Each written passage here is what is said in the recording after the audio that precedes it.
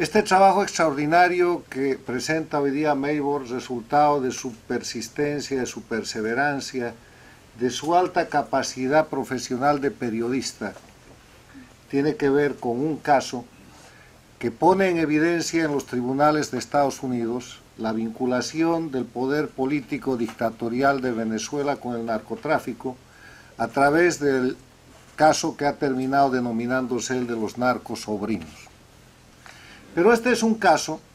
que podemos tomarlo como la punta del iceberg en la noticia internacional de lo que es un fenómeno regional que representa y refleja la actitud criminal de los grupos que han tomado el poder político en lo que empezó siendo el movimiento ALBA, el proyecto bolivariano, que después se llamó el socialismo del siglo XXI y que hoy día se conocen como las dictaduras castrochavistas, que no son otra cosa que la expansión de la dictadura castrista de Fidel Castro a partir del año 99, cuando recibe el dinero y el petróleo venezolanos que le permite expandir su locura, que se llamó Revolución Cubana, para empobrecer, llenar de miseria, de muerte y de crimen a las Américas. En ese escenario, lo que ha logrado el castrochavismo es construir un grupo de países que no son democráticos, que son dictatoriales, pero que han rebasado el límite de la política para actuar en el campo de la delincuencia organizada transnacional, teniendo el narcotráfico como uno de los delitos fundamentales o uno de los delitos más visibles de los que cometen. Porque cometen delitos de lesa humanidad, apresan, torturan, violan los derechos humanos, asesinan, como ha sucedido el año pasado en Venezuela, sucede ahora en Nicaragua y ha sucedido hace unas semanas en el Alto de La Paz con un estudiante universitario. Cometen todos los delitos habidos y por haber en el ámbito económico, robándose el erario nacional, cometiendo corruptela con sobreprecios de contratos, como ha sucedido en todo el hemisferio con el caso denominado del lavallato, de los famosos contratos de Odebrecht y el resto de las 15 compañías brasileras, y así agotan la ejecución de todos y cada uno de los delitos que pueden estar contenidos en los códigos penales que conocemos. Son dictaduras de crimen organizado y en el hemisferio hoy día son 4.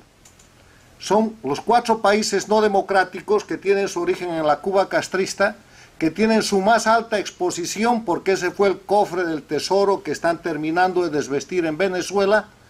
que tienen su expresión más violenta en Nicaragua y que tienen su soporte en la Bolivia de Evo Morales. El Ecuador de Rafael Correa ha cesado de estar en esa posición y con la presidencia del presidente Lenín Moreno está de salida. Hago esta breve descripción para decirles que lo que Meibor Petit nos ha traído hoy día es la puesta en escena del caso más notorio, pero no del único caso, que señala a las dictaduras de Cuba, con los dictadores Castro y ahora su señalado Díaz-Canel, a la de Venezuela con Maduro y su equipo,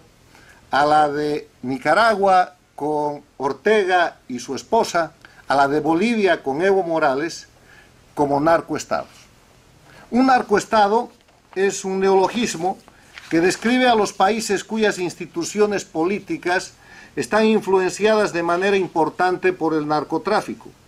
y cuyos dirigentes son al mismo tiempo funcionarios gubernamentales y miembros de las redes de producción o tráfico de drogas narcóticas ilegales, amparándose en sus potestades legales para la actividad criminal. Y miren ustedes los gobiernos de estos países en cualquiera de las etapas del delito de narcotráfico, que es producción, transporte, tráfico, distribución, lavado de los recursos que provienen y encubrimiento. Y encontrarán el liderazgo de la Cuba castrista, encontrarán en el ámbito de la producción a los cocaleros liderados por Evo Morales en el trópico de Bolivia y a las FARC de Colombia, encontrarán en el eje de comercialización a la Venezuela de Chávez y Maduro, con un hub, con un eje de comercialización que allí se ha construido, y en centros de lavado de dinero, de nuevo Nicaragua, Cuba, y por el otro lado, en el tiempo de Correa, un centro de tráfico y exportación de droga que convirtió al Ecuador. Y para descubrir aquello hay que seguir investigaciones tan brillantes como la de Maybor Petit, que tiene el mérito de mostrarnos el caso más emblemático. Para terminar, dando algunos datos nada más de que lo que estamos presenciando hoy día es la presentación de uno de los libros más importantes que señala a las dictaduras de crimen organizado de Cuba, Venezuela, Bolivia y Nicaragua como narcoestados. Voy a citar algunos hechos históricos que están registrados por la prensa internacional. En el tema de Venezuela, además de este caso, ustedes tienen el caso no menos notable del Pollo Carvajal, donde se hizo una verdadera operación de Estado para librarlo de las manos de la DEA, sobre la que han escrito Maybor Petit y Casto Caldo en diferentes crónicas e investigaciones, y ha reflejado la prensa internacional. Ustedes tienen el señalamiento, los procesos y las sanciones que el gobierno de los Estados Unidos y ahora la Unión Europea empieza a imponer en torno a los círculos de gobierno que están vinculados con estos y otros delitos.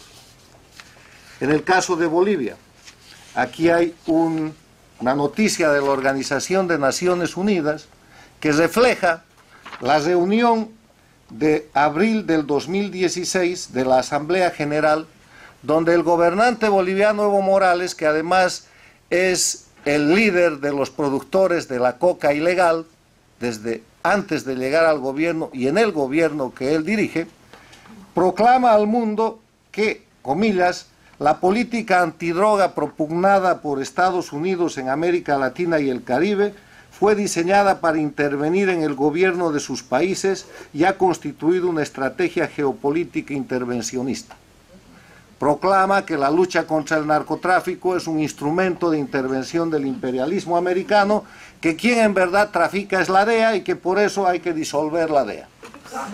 Con esa apología pública del delito, en el foro más importante del mundo, que es la Asamblea de las Naciones Unidas, aunque llame a risa, que es bienvenida, ustedes están viendo la defensa del delito de narcotráfico por el líder de un narcoestado, del narcoestado boliviano, socio del narcoestado venezolano, cuya relación acaba de ser puesta en evidencia por el libro que ha mencionado Casto Caldo, el libro del periodista investigador Leonardo Cutiño, donde en un capítulo, bajo el título del Puente de la Cocaína, relata y describe con fuentes de testigos de primera mano, el piloto de los aviones que transportaban eso, el transporte de cocaína desde La Paz hasta Caracas como carga oficial en aviones de la Fuerza Aérea Boliviana.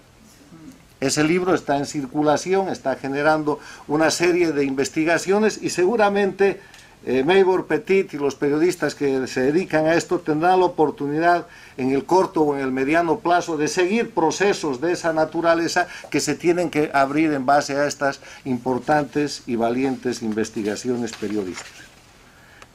Señores, yo termino simplemente agradeciendo a Maybor Petit, felicitándola por el libro, felicitándola por el Día del Periodista Venezolano, por su lucha por la libertad, que hoy día es una lucha en contra del crimen organizado. Venezuela, Cuba, Bolivia y Nicaragua no están en manos de políticos, están en manos de criminales.